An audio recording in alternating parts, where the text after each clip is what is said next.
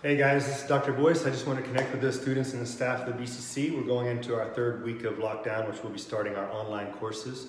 It's not the ideal situation, but it is the situation, and we're going to make the best of it. I just also want to confront first, the feelings and emotions that we're having right now, the fears and uncertainty. They're real. They're real emotions. We need to engage in those. We need to embrace in those. Because they're real feelings, and that's important. But you also important to know that feelings have duality. Everything has duality in the universe. So you can't have fear without certainty. You can't have doubt without certainty. You can't have happiness without sadness. They coexist. They coexist. But we can work on our state of being. We can work on our mind and our person, so that we're prepared for this time, and we're better and healthier and stronger on the other end of this. Now, I'm just going to go over a few things that can give us some tips that we can do. So this formula, I've actually seen it several ways. I've seen change versus resistance equals suffering. I've also seen challenge versus resource gives us success. Now, it's the same formula. Whatever we put energy into is going to give us a result, right? So what are we feeding ourselves, right? What are we feeding ourselves is whatever's going to give us our result. So our result is our state of being. And there's so much stress out there, there's so much uncertainty and so much different stuff going out there that we can't control. So why are we feeding into it?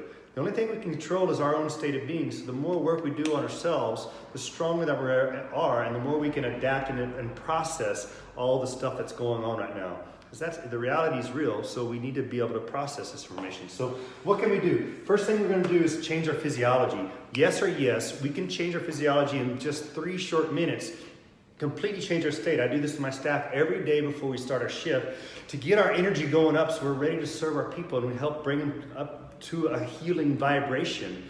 Right? And that's so important with us because we are just energy. So we have to change our vibration. And I'm still doing this with my staff every morning on Zoom. We get on Zoom together, we stand up in our house and we do our exercises. So what I want the staff to do before every single class, because we can't meet in person, and being in person, being in classroom changes our energy, changes our vibration. We can't do that now. So what I want everybody to do before every class, we do these exercises. It takes 3 minutes, and that way we can create a different energy between ourselves, just like that, release endorphins, release enkephalons, and then we can be more connected and go more into a parasympathetic state so we can study and be more focused. Now that brings us to the next thing, focus. What's our mind at? What are we doing with our mind?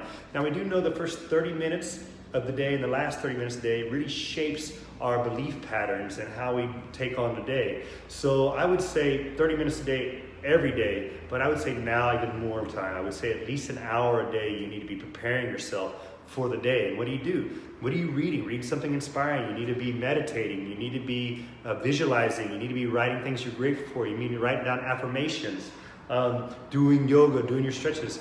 That first hour of the day, man, this is you, man. That's your time. It's time for you to prepare yourself. And do this with your family and engage your family and your kids in this. This is a great time to create new rituals with our family and greater, stronger bonds with our family. And so that on the other side of this, whether it's 2 weeks or 4 weeks or 6 weeks, we don't know. But you don't want to look back and say, you know what, I should have done this. You don't want to shit all over yourself. So start now and create some long-lasting habits and new habits that are going to create a stronger being for you and your family. Now focus, I talked about that, language and meaning. That's your heart, that's your being, that's your soul. Same thing, it's the same exercises. You can't do work on one of these without changing the other. They're intertwined, right? But we have to work on our state of being. So important, so vital. A good story Dr. Adrian told me the other day, he talked about Dr. Fred Barge. He heard him speak in the 80s, and he talked about your body being a dumpster. And your dumpster, right, what's it full of, right? If it's full of trash and crap, the rats are going to get in, and rats are going to thrive and stay alive. But if your dumpster is clean, if your mind is clean, you're not letting the media rats get into your mind, right? Your healthier state of mind, you'll be able to process it, and the rats will just go on by. Its reality is still happening, but you can process it better. So have a clean dumpster, man. Eat healthy, take care of yourself, do your exercises, sleep well. All these things are so important to keep your dumpster clean, and those rats will just go on by. We've been served a shit sandwich, there's no doubt about it.